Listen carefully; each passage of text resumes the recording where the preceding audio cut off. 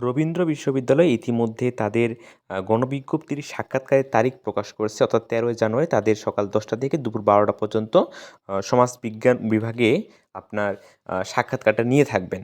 কারা আসলে এই সাক্ষাৎকারে অংশগ্রহণ করতে পারবে? যারা ওয়েটিংয়ে আপনার অর্থাৎ মেরিটে 25,948 এবং বি ইউনিট 7,682 এবং সি ইউনিট 7,934-এর মধ্যে আছেন, তারাই আসলে এই জায়গাতে সাক্ষাৎকারটা দিতে পারবেন।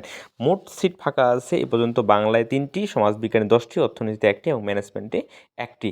এই আসনগুলো ফাঁকা আছে। এই আসনের ফাঁকা সাপেক্ষে তারা আসলে এই কোনো বিজ্ঞপ্তি দিয়েছে।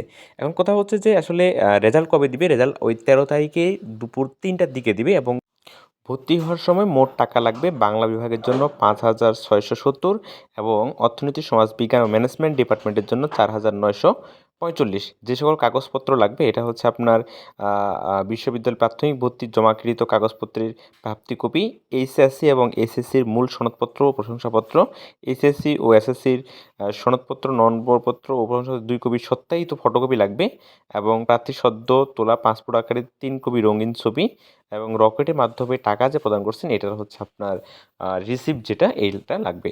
তো এই 13 তারিখের মধ্যে আপনার ভর্তি সম্পন্ন হবে। সকলের জন্য শুভকামনা রইলো। যারা ভর্তি হচ্ছে যে হতে আগ্রহী বা হচ্ছে মেরিটে আছেন তারা অবশ্যই ভাইবা দিবেন। ভাইবা না দিলে কোনোভাবেই আর ভর্তি হতে পারবেন না। ধন্যবাদ সবাইকে।